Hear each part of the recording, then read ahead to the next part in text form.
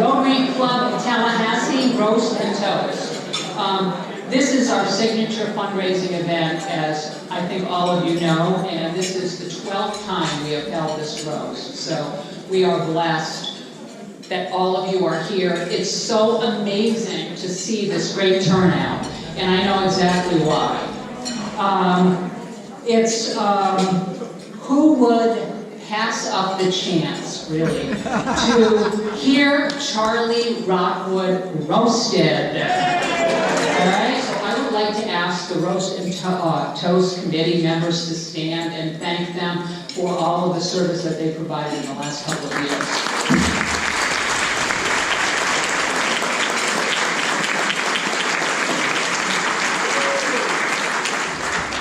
And we're also really pleased tonight. You know, we have a number of Rotary clubs. We all work together very closely. Sometimes we don't all have the opportunity to get together as much as we would like to. But we have representatives from a number of Rotary clubs. I think that speaks to Charlie. And over the years, the number of Rotary opportunities that he has provided in a variety of areas and the leadership that he has provided. And I'd like to just thank the Quincy Rotary Club for being here, the Northside Rotary Club, and the Capital City Rotary. Thank you so much for supporting our efforts. Honored to have an invocation by the Reverend Dr.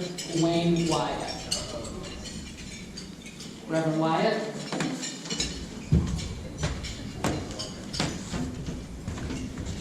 Let us pray. Gracious God, we give you thanks tonight for our friend and colleague, Charlie Rockwood. We especially surround him and his beloved bride, Persis, with our prayerful support and love. Throughout these challenging days, we pray for them your comfort and peace. Provide for Persis in every need, and may she and Charlie feel our support and care surrounding them during this season of life.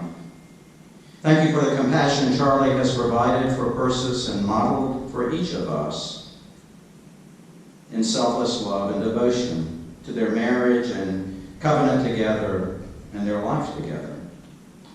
Lord, they have lived as an example before us of what it truly means to give ourselves away to others through the gift of love. We honor Charlie tonight for a life of service above self. We are grateful for his model of a philanthropic life that has been well lived in his generosity to others. We pause briefly, O God, to ask your forgiveness for Charlie when his dry wit gets the better of him and his unusual humor rubs others the wrong way. Help him, Lord, with his honesty and candor and judgment of others. And as a friend of mine's grandmother used to say, when he got into trouble, she came to his defense and said, well, he didn't go to do it.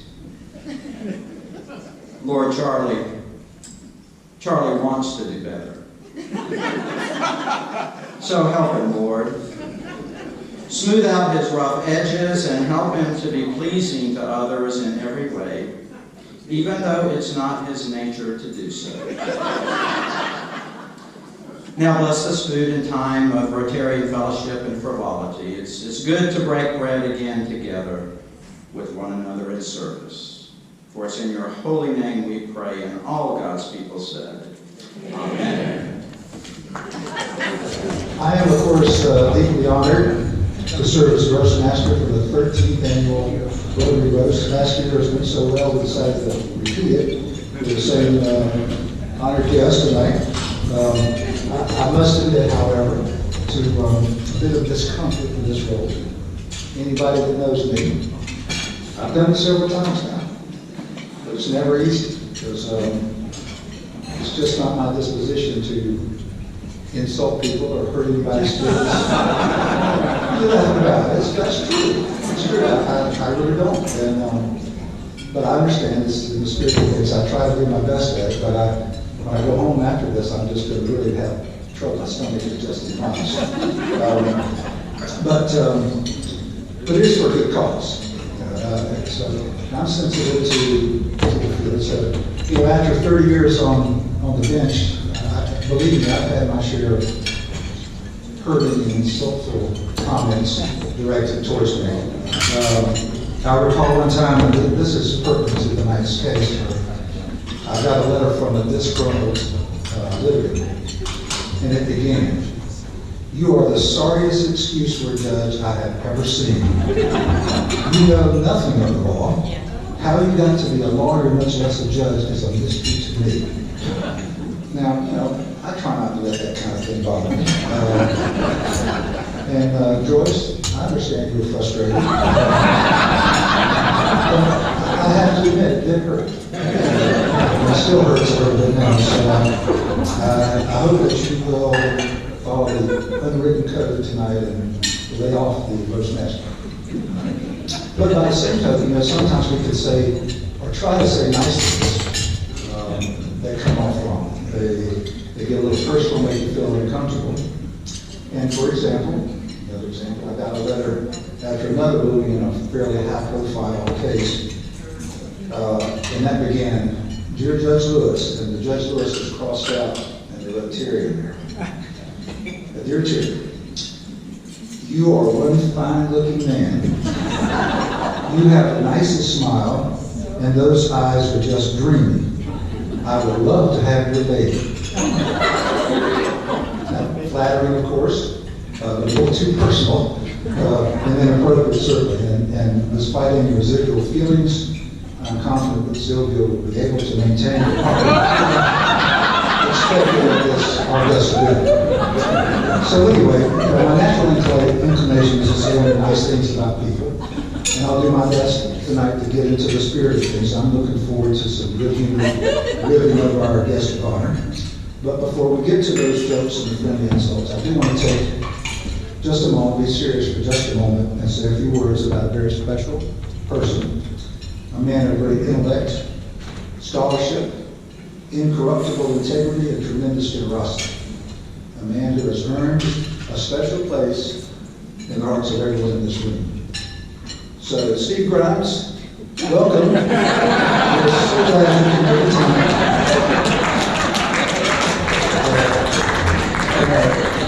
Faye will explain it to you later, don't worry. Yeah. So now, well, let me say a few words about our Steve tonight. Who was it again? Oh, Charlie, that's right, Charlie. Oh, yeah, Charlie. Rockwood. You know, a lot of people call him Charlie, but really there was Chuck. That's why they call him Charlie. For the night, though, how would you like to be addressed? You can do Chuck, Charlie, Dr. Rockwood, Professor Rockwood. Sir, it'd be fine. Never mind, we're not serious.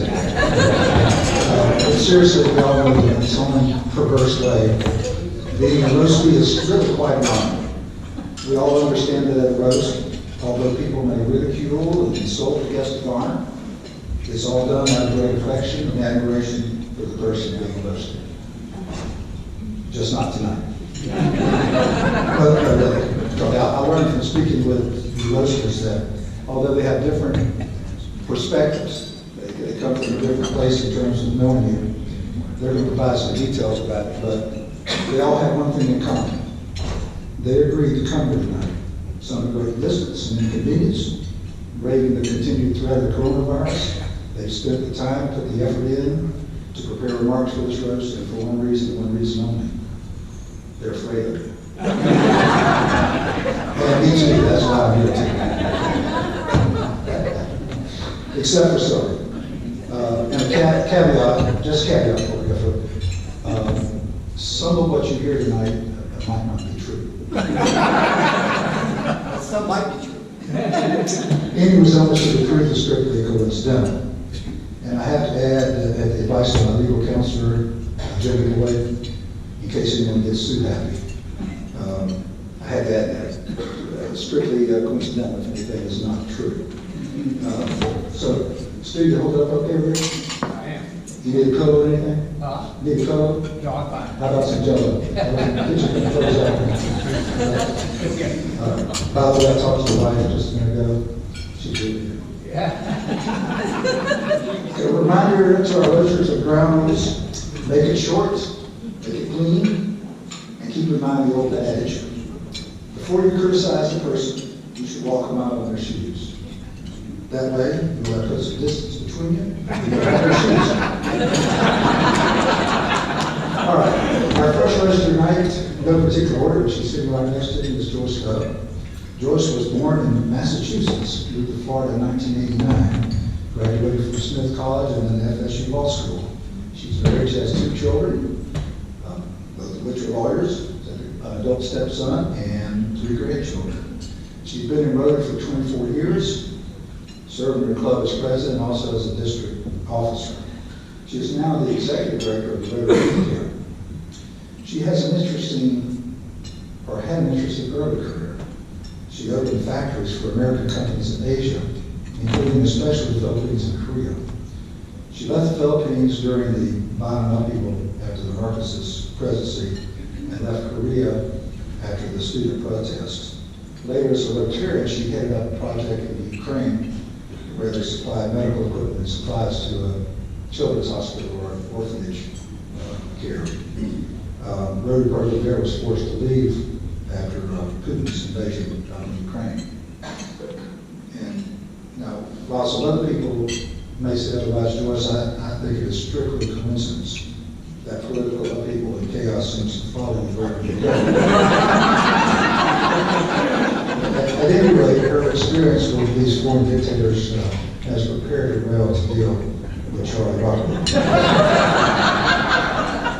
Now, I know it is a tradition of the roast for the roast master to throw a few barbs at the roasters, but seriously, what am I going to say about a person like Joyce, who for years worked to give medical care to orphans in Ukraine and now works and runs a camp for disabled children? I mean, even I can't speak that well.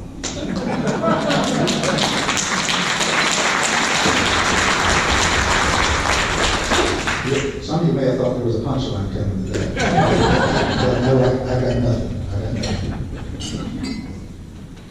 Well, she did tell me that she's writing a novel, and knowing that also, she asked me if I'd take a look at her opening and tell her what I thought. So I have it with me tonight. I took it here, and she gave me permission to share it with you tonight. And the opening reads this way. As the evening sky faded from a salmon color to a sort of flint gray, I thought back to the salmon I caught that morning and how gray he was, and how he named him Flint. Perfect. Ladies and gentlemen, Joyce Hubb.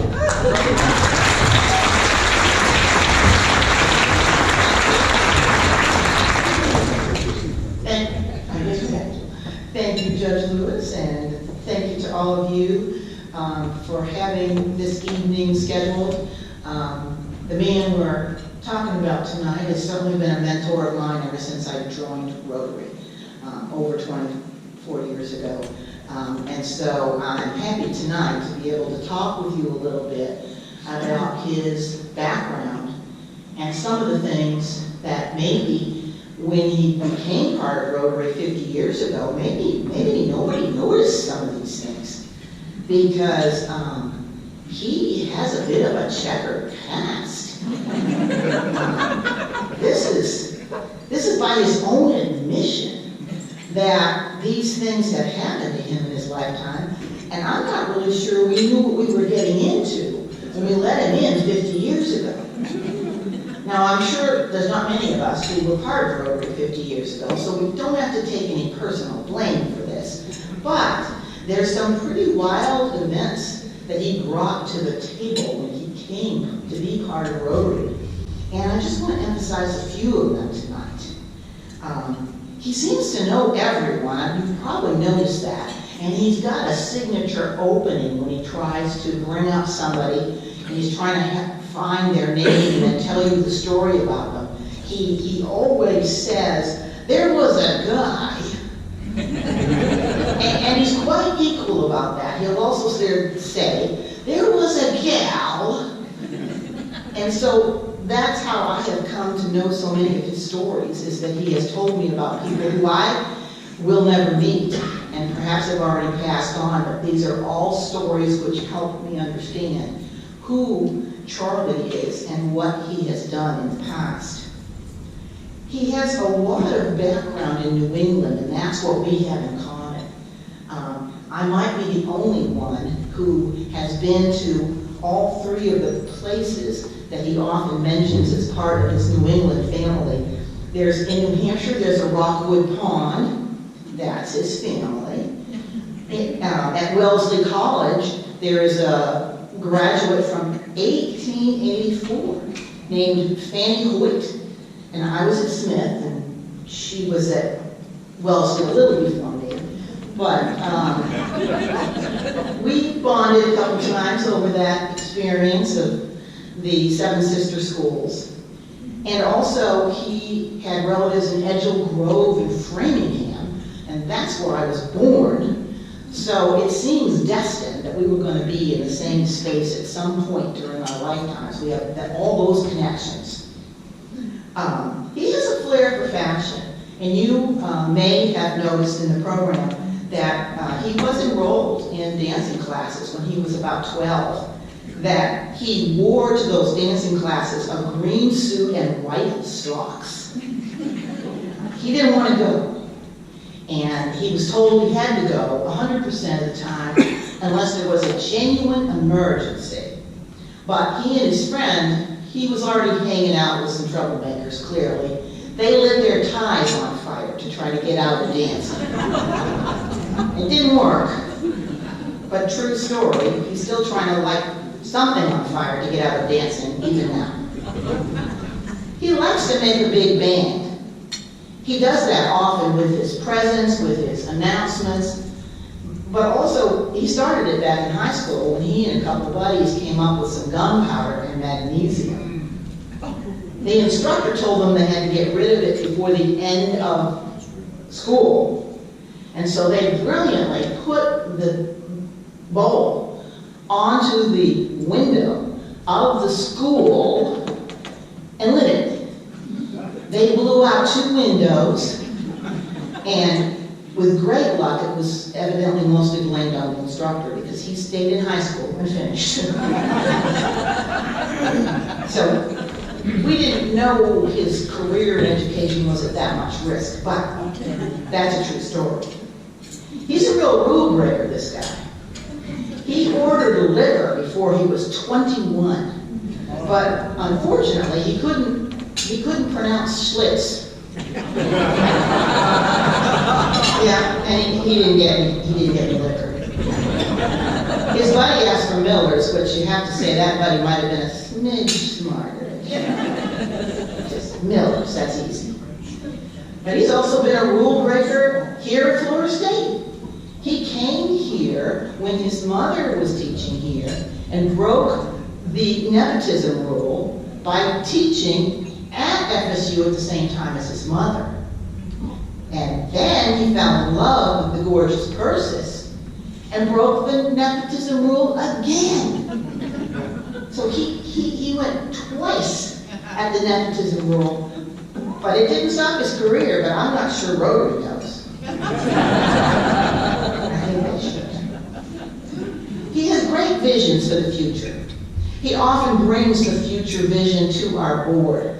And he was participated in some things which were really going to be part of our future a long time after he worked on them. He went to Vietnam and he made a plan for lobster fisheries. They haven't used it yet, but see, that's something we was thinking about the future. When he was in high school, he was very good at wiring diagrams and working a soldering iron. And that allowed him to become the person who did the first working model of the second digital computer ever. So he was ahead of Al Gore. He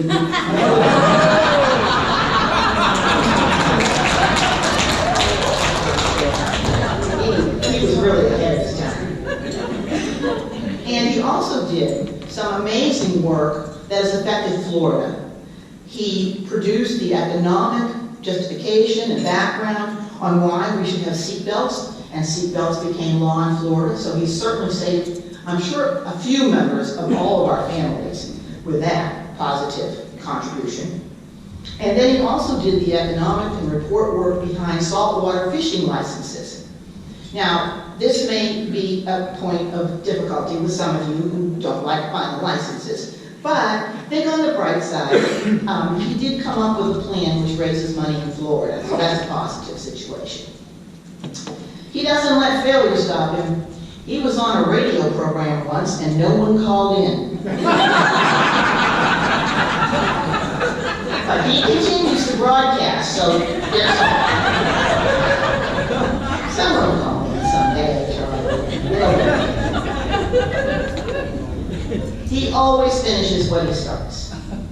And he was the first chairman of the Rotary Youth Camp Board, which was started in 1994, and a combination of work by him and past District Governor Neil Marvin, whose son is here tonight, who's now chairman of our board.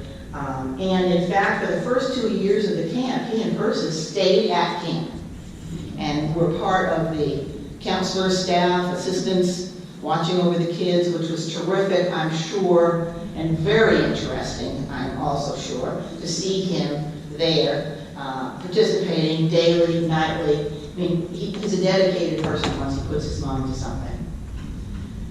There's people who say, put your money where your mouth is. But in this case, Charlie, he has put not just his money, but his whole being into the things he believes in here in Tallahassee, and he has truly improved our community, the place we live, and made a fantastic impact by his generous donations to Rotary Youth Camp on the population of children who, when he joined Rotary 50 years ago, I'm sure were not brought forward, were forgotten in the background. And now these children with disabilities have a wonderful camp to go to every summer with help from most of the people that are here, the Rotaries that are here. We put that on, but it would never have the motivation and the momentum without Charlie Rockwood. So, in conclusion, I would like to say, should have brought this. Cheers to Charlie Rockwood.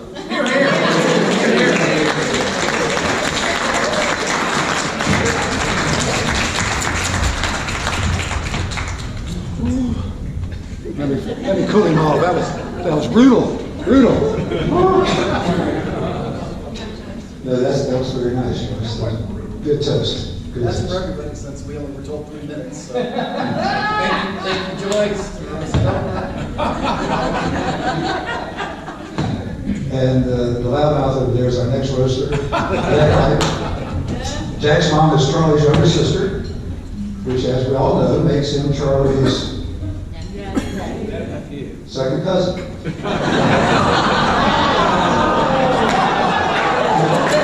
Jack has the distinction of having traveled the farthest to be here tonight. He lives, where do you live, Jack? Claremont. Claremont, which is in Oklahoma, right? Yeah. Somebody else going to FSU game. Yeah. Show up here. What's the game? It's right after the roast. Right after the roast, they're going to have a game. Roast like a pig roast. I didn't know. Oh, yeah, well, we can do that too. He lives there with his wife and daughter. Charlie gave me very explicit, detailed directions on how to get here tonight, but he's here anyway. He and Charlie have always had a close relationship. He has fond memories of the many trips they took together, like places like Maine and Louisiana, and although the near drowning experience when Charlie pushed him off the sailboat was traumatic, the young kid it did motivate him to learn how to swim. And now his hobbies include boating, diving, fishing, and he is a tournament level water skier. Jack went to Florida State and had Charlie as a professor and also as an advisor, which was of course enough to make it transfer to southeastern Oklahoma State, which ironically is in western Kansas. Jack wrote a book about his days at southeastern Oklahoma State, and it's available at PetSmart.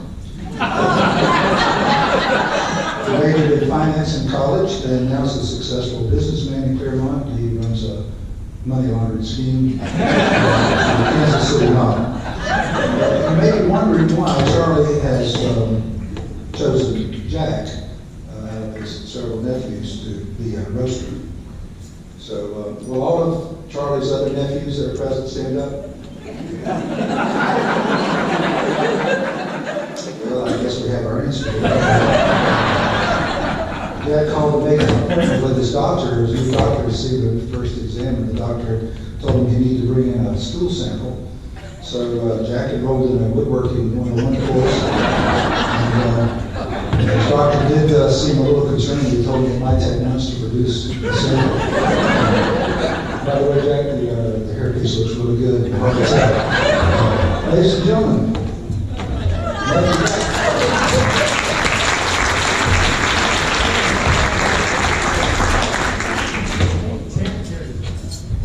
hello.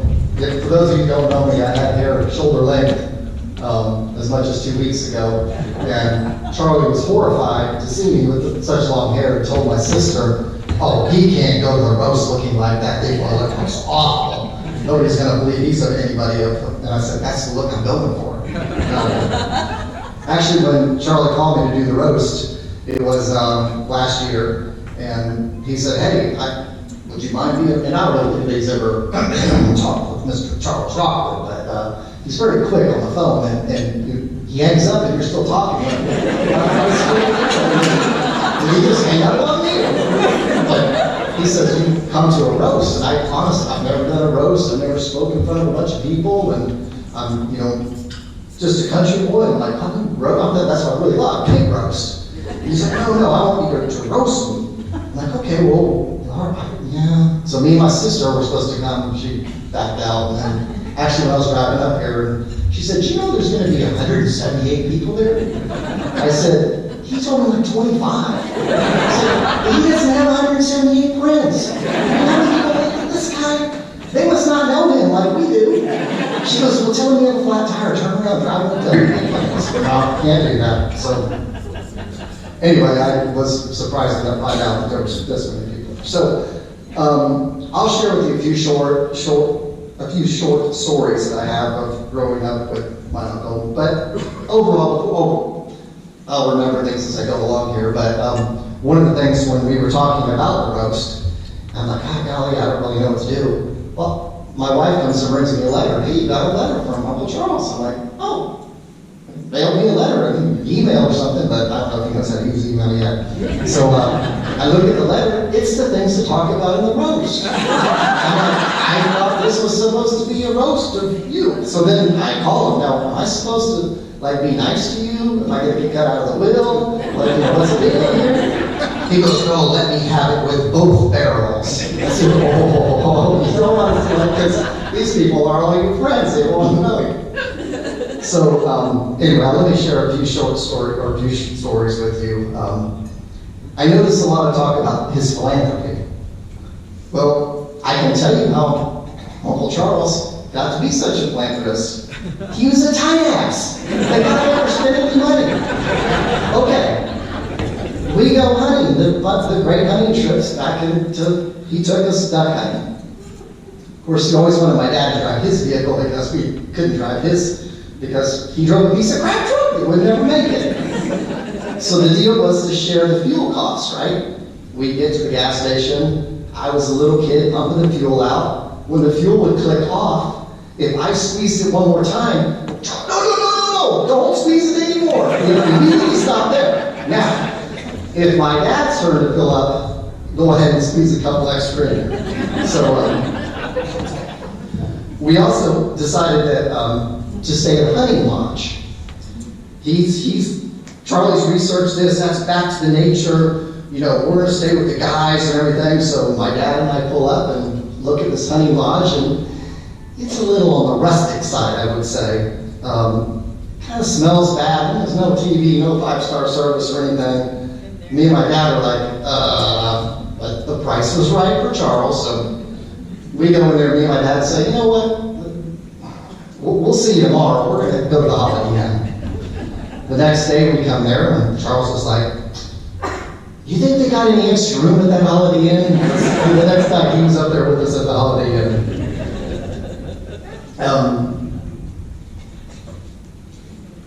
I was not really sure what I wanted to do when I got out of high school. I didn't really take my SAT or anything, but my mom and everybody's like, "Go to Florida State. Charles is there. It'll be fun." I'm like, "Okay, I'll go for it." But I didn't want to go as a freshman because I couldn't drive. I'm like, I can't do without my car, so I decided I'd stay at Cash Hall. So I got my uncle as my advisor. Now, I didn't realize it would be the student, it wasn't no more an uncle-nephew relationship, it was a student-professor relationship. So his office hours were from 10 to 10:15, Monday, Wednesday, and Friday. That applied to me too. So there was no break given to me. But I decided, even though he doesn't talk to me in his office hours, when you went to visit him in the office, we always had to take the stairs too, because he always had that pot belly deal going on, and would, thought that would work it off, but I told him that would never work. I decided to take his economics class. So it was my first summer. I was young. I finally met my first girlfriend. And his summer class was 8 o'clock in the morning, I believe 8 to 9, Monday through Thursday. And I had my first girlfriend, so wasn't the most prompt attendance person. And as a result of that and many other factors, I received a C as a grade. And he also told my mom that I was one of the worst students in the class. But I had potential, and I'm like, Mom, it's economics, how hard is it? All you would have had to say is, buy low, sell high. That's all I ever needed to know. If I knew those two things, all this other stuff we had to do, I wasn't sure about all that. The sailboat incident that Terry talked about, he decided to, there was a lot of child labor going on in Charlotte when I was younger, Nick, and he decided we were going to take this sailboat from Dog Island to Panacea. We had to leave early in the morning. So as we're sailing, I decided, it would be fun to ride in the dinghy. So I asked, could I ride in the dinghy? Of course you can. So as I go to get in the dinghy, the rope catches around my leg, flips me upside, and then I'm dangling between the back of the sailboat and the dinghy, dragging along in the water. Looking up at my uncle telling me basically, help me. But we're not going to stop. I don't know if anybody's a sailor, but to turn the boat against the wind, that'd slow you down, and we can't do that. So he's just like, he'll figure it out. So I'm dragging in the water, and amazingly I get out, and I report to my mom that I almost drowned. She's lucky to have her son here, but he brought me back safely that night at about 11 o'clock at night, so that was a tough experience. Some of you know him as, you were talking about nicknames that you have for Charles. Charles, Chuck, we have nicknames for him. We actually have a few nicknames for him in his family. So my mom was Nancy, Charles' sister. My aunt was Alice, his other sister. And the children in school used to call them Charlie Horse, Nanny Goat, and Allie Cat. So that was always a joke for me and my sister. When I'm in the car business, and Charles would trade vehicles with me before. Now, he would never really quite tell me, he traded trucks quite often. He would never really quite tell me the condition of these trucks. So we started nicknaming the trucks the Chuck Wagon, because basically, by the time he drove them, it was a wagon and the wheels were about to fall off. Let me jump back. I wrote so much stuff down here, guys. I got so much stuff, Charlie, sorry. He was going to help me drive. I was going to learn to drive. As a kid is 15, man, that was awesome. I'm going to drive. Only his truck was such a piece of crap. He had his old green Ford, no power steering. He's like, you want to drive? I'm like, no. He made me drive. Now, when I was younger than that, this same green Ford, I worked on child labor, I would imagine. He promised me a summer job when I was, I say, 8 or 10, working on a cabin in the woods. Yeah, that'd be fun, I guess. Work on this cabin, but it involved going to the lumber store in the morning, and we would load the truck up to the top of the level, if not over the level of the sides of the truck. Now, I didn't get to ride in the cab of the truck. I would ride on top of the lumber in the back as we drove these country roads, and I would literally be holding on for my life when the lumber would shift. I would fall off the side, but it was okay because as long as the lumber got there intact. And I did all of this.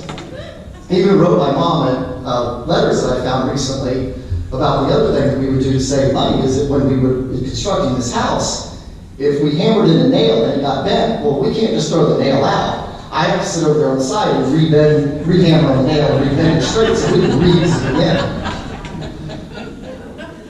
Oh, it was so fun driving that green truck.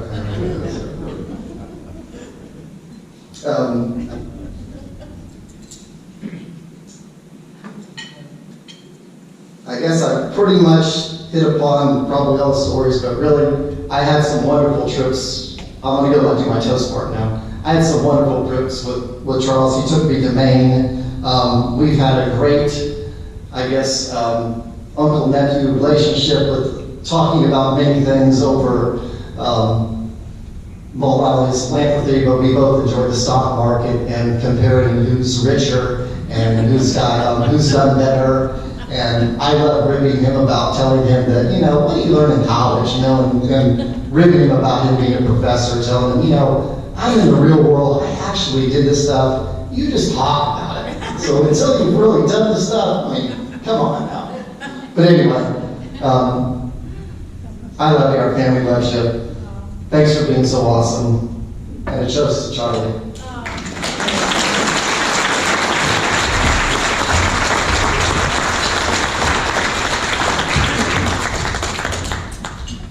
Listen to that, Charlie, the bending the nails and the gas and the thing. I think my father would get along really, really good.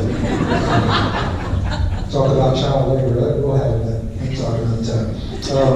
Okay, so, Stu Parsons, going to be our next roaster. Stu and I have a couple of connections. Stu is a former colleague of mine. He was a Gaston County judge for approximately 10 years and then served as a senior judge in the circuit for another 10. Recently retired for good, he says. So you have two washed up jurists on the program tonight. Of course, Stu is much older. He was born in Detroit, Michigan, the year of the first Model T rolled off the assembly line. And he is a proud graduate of the University of Florida School of Law. I was telling Larry that it is. So, by the way, Stu, do you know how many Florida freshmen it takes to screw in a light bulb? No, that's a sophomore level course. Stu had an interesting path to the bench. He was in private practice on an office of College Avenue during our other convention here. But after several years, he got an offer to go to the Florida State Hospital to be an attorney as a liaison with the court, get people who were declared incompetent, competent, so they could come back to the trial. But after several years, no, I'm just kidding. It was supposed to be a short stint, but he did so well, they liked him so much that they kept him on. He ended up running the entire forensic program at Florida State Hospital for about 15 years. So much for a temporary job. But coincidentally, when Stu left his office on College Avenue, he sold all his books, furniture, and equipment to a young lawyer just starting out. Yes? And he gave him a good price, too. One thing you may not know about Stu is that he was once in a bluegrass band for several years. And actually, he once opened for the legendary Bill Monroe, and if your bluegrass fans will know who that is. At least that's who he said he was. The concert was at Florida State Hospital, so we never. And Stu says he still loves to bang around with the guitar once in a while. Not everybody has the same high opinion of his musical talents. This house was broken into recently, and all his guitars were stolen. The sheriff says he has about 12,000 suspects with good motive. Stu confided to me earlier tonight about the COVID. We're all concerned about that. And, I think all of us know what the COVID-19 is. COVID, everybody gained some weight, right? I know I did. It's hard. I had to get the suit on. It was kind of tough to get the suit on. Stu went to the gym the other day, got on one of those digital scales, and instead of a number coming up, a message came up and said, please practice social distancing, only one person at a time. So ladies and gentlemen, Stu Parsons.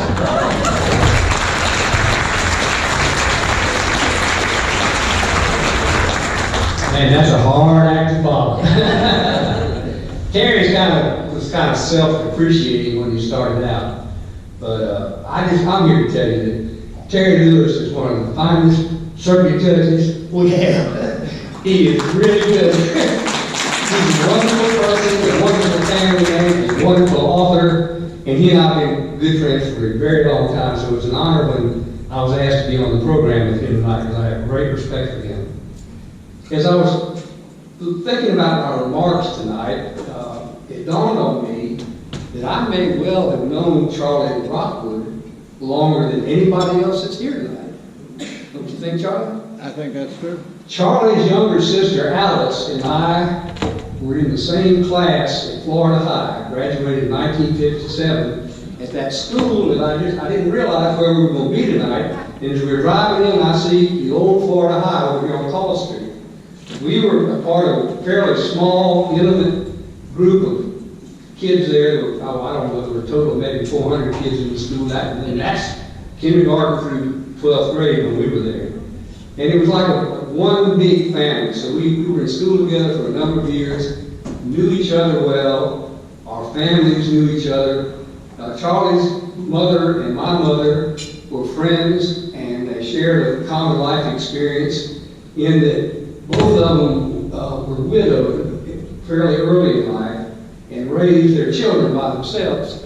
Charlie and I had that experience, and Alice he had a wonderful mother. His sister Alice was just a great person, and so he's had a great background. Is there anybody that knew Charlie prior to 1956? I'm just curious if anybody knew that. Frank Grange.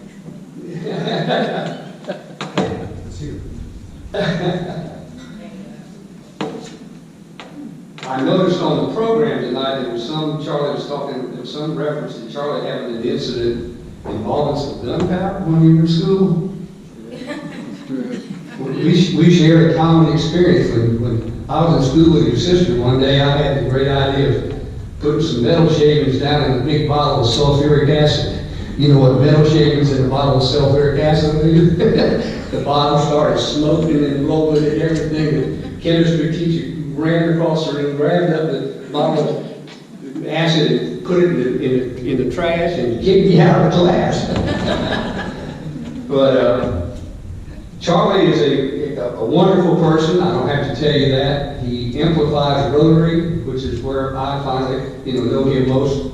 After our early experience, I've known him through the Rotary experience. I've been a member of the Gadsden Quincy Rotary Club for many, many years. And Charlie's just, when you think of Rotary, you think of Charlie Rockwood. He's just a Rotarian. He's just a great leader. Everybody in the Rotary network all over this part of Florida knows Charlie. He was instrumental, as Joyce mentioned, in establishing and fostering the Rotary Youth Camp, which is, Joyce probably mentioned this, but it's one of the most wonderful things that a civic group can do, where they bring in 20 or 30 handicapped children every summer to out at a camp at Lake Wallwood, out in Lake Tappan, spend a month out there, work with those kids, involve them in activities. These are kids that are seriously disabled, with wheelchairs and braces and crutches, and what the Rotary through Charlie's work does with those kids is miraculous. So I have great respect for Charlie. I'm going to cut my remarks short. I'm glad to be part of this program, Charlie. I admire you greatly, and I appreciate you inviting me to join us tonight.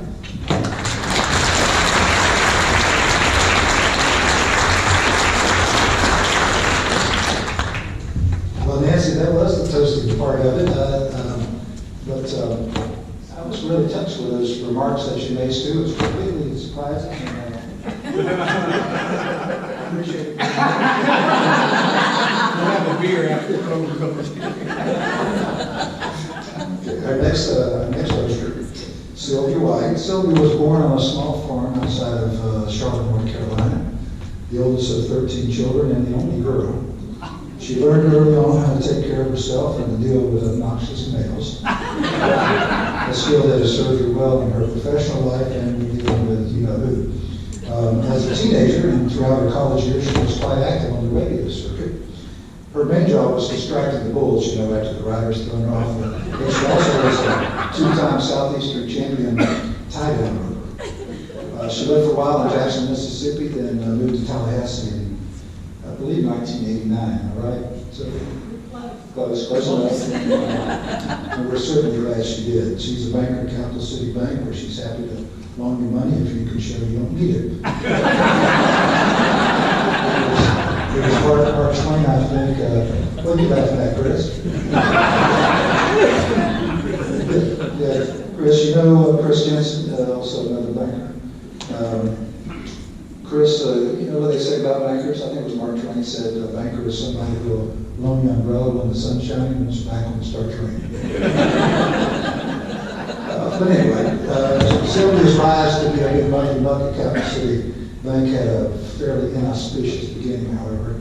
On her first day, a customer came in and asked her if she would check her balance for her. So Sylvia pushed her over. Speaking of banks, COVID certainly has changed things. I never would have imagined that I could walk into a bank with a mask on and ask the teller for money. Sylvia's been involved with Rotary for quite a number of years and served at one point as a district governor. What many people don't realize about Sylvia, because she doesn't talk about it, is that she is actually related to the famous actress Betty White. And Sylvia actually played a couple of times her daughter on the show Golden Girls, if you remember that show. And she did so well, she had several agents that were pushing after her to go, but she told Betty, said, no, banking's in my blood, I can't do it. So she decided to be a banker. And that's about it, I think. She has Charlie-isms, but she has Sylvia-isms. One of the things she asked is just tonight, she comes up with some good questions. One of them was, why are there interstate highways in Hawaii? And for Charlie said, how did a fool and his money get together to start with it? I'll let her answer those questions.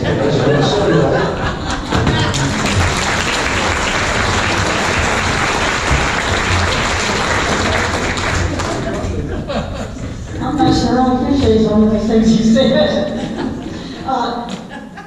My cohorts here have pretty much exhausted everything that you might want to say about our guest tonight.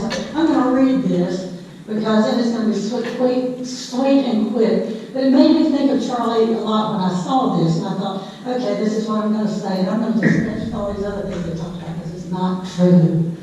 I don't want you to go here thinking that they are. Charlie, it's good to see you this evening. I wish for you this evening wine, wit, and wisdom. Take your pick on which one you'd like. Wine enough to sharpen your wit, wit enough to give zest to wine, and wisdom enough to shut down at just the right moment.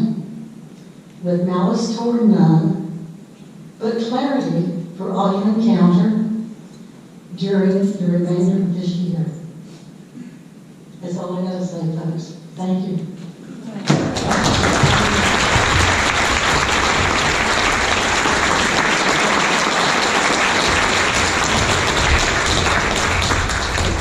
Okay, Charlie Rockwood, you get a chance if you would like, sure, for a rebuttal.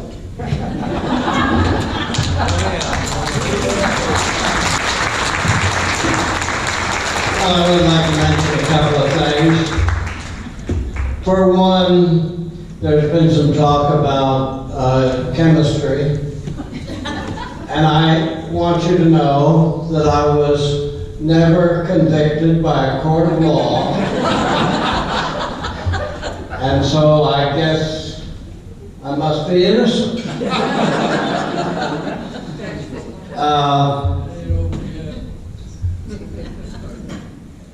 I would like to say that this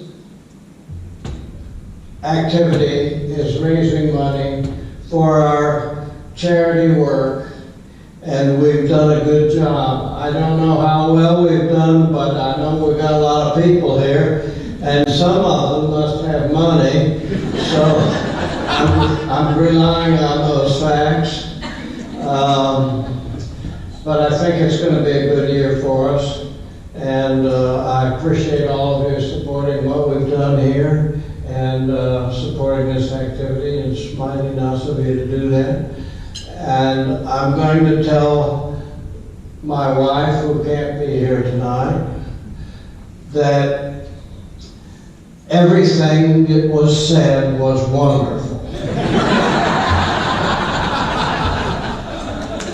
I also would like to mention a couple of people that are here, and Linda is one of those people. I have a Service Above Self award from the President of Rotary International, and the write-up for that was done by Linda, and I forgive her for any exaggerations she might have made. But it is an important thing for me. We have 4 people in our club who have the Service Above Self award. All of them have done amazing things. Eli Lilly cooperated with part of one of their achievements, but we will give him congratulations for being able to pry some money out of them. The Rotary Youth Camp came in for some positive comment. I would like you to know that it was not Charlie Rockwood that did that. It was the staff. I mean, they were unbelievable. We had a number of people who worked in that camp who chose to major in a method of serving a group of population like that made that camp work. Joyce now runs the camp, but this, I believe, will be our 27th year with the camp, and that's helped a lot of kids. And these are just kids, and I love them all. I'd like to mention one other person, or really 2 people, did a camp for kids who have diabetes and the third world. And the reason this is an important service is because in the third world, most kids with diabetes are dead.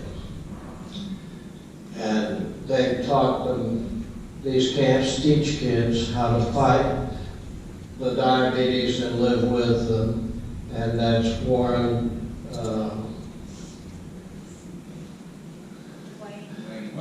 Wade and Larry D. And there is another person that, I don't know, she's somewhere around here, but Kim Kubnick is here, and her special, back there, thank you. Her special concern is people who have been abused as children or even as adults. And those are the 4 awards from our camp, or from our Rotary Club who've gotten that. And Joyce, that's one of those awards also. And she's spent a lot of time working with a camp for handicapped kids, but that's not how she got her award. She got the award for creating a possibility for a hospital in Ukraine that could do big things. And we also have people who, in our club, who each year an award is made to people who make a special contribution in Rotary service, and we do that every year. And the money that we've raised today is going to be used a lot of times for people who have a need to help. And I just thank you all for coming here and for supporting us in our Rotary project, because this is how we do these things, so thank you very much.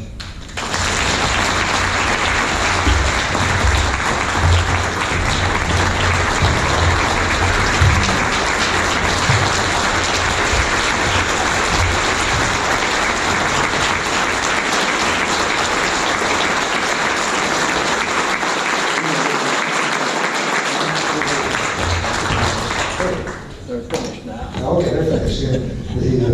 Well, it's pretty obvious, Charlie.